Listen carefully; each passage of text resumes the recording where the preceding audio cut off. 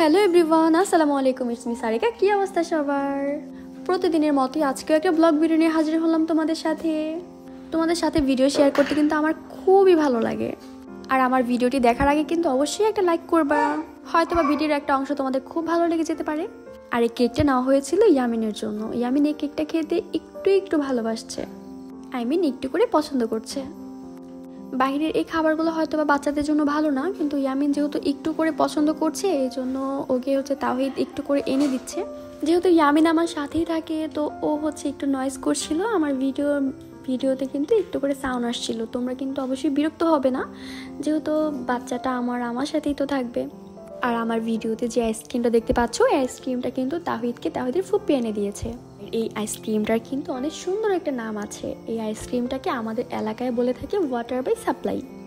যেহেতু রমজান মাস আমরা বড়রা খেতে পারবো না, তাই শুধু বাচ্চাদের জন্য আনা হয়েছিল।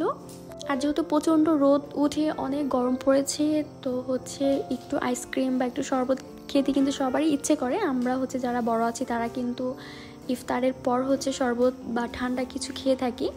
এই তো তাওহীদের পড়ালেখা একদমই শেষ, মানে ওর স্যার চলে গেছে। আমি ওকে এখন আইসক্রিমটা দিচ্ছি। ও আমাকে কিন্তু থ্যাংক ইউ বলছিল।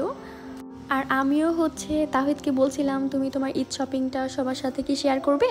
ও বলছিল যে না, ওর ঈদ শপিং কারোর কাছে শেয়ার করবে না। মানে ও ঈদ শপিং নাকি শেয়ার করলে ঈদ নাকি চলে যাবে ওর কাছ থেকে। ও এটা বারবার বলছিল আর বলছিল আমি ঈদ শপিং শেয়ার করব না। অনেক বুঝিয়ে ওকে নিয়ে আসছিলাম ক্যামেরার সামনে যে আসো একটু আমরা শেয়ার করব, পুরাটা আমরা শেয়ার করব না। ও 2 হাত ভরে ওর ঈদ শপিং নিয়ে আসছে।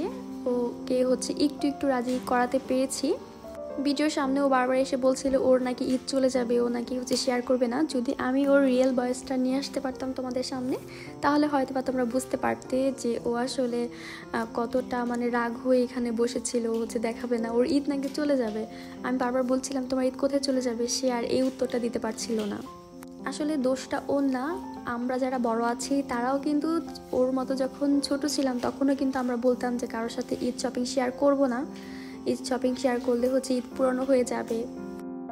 ওকে অনেক কষ্ট করে রাজি করালাম যে তোমার শুজগুলো একটু সবার সাথে দেখাও। তো এই শুজগুলো ও নিয়েছে।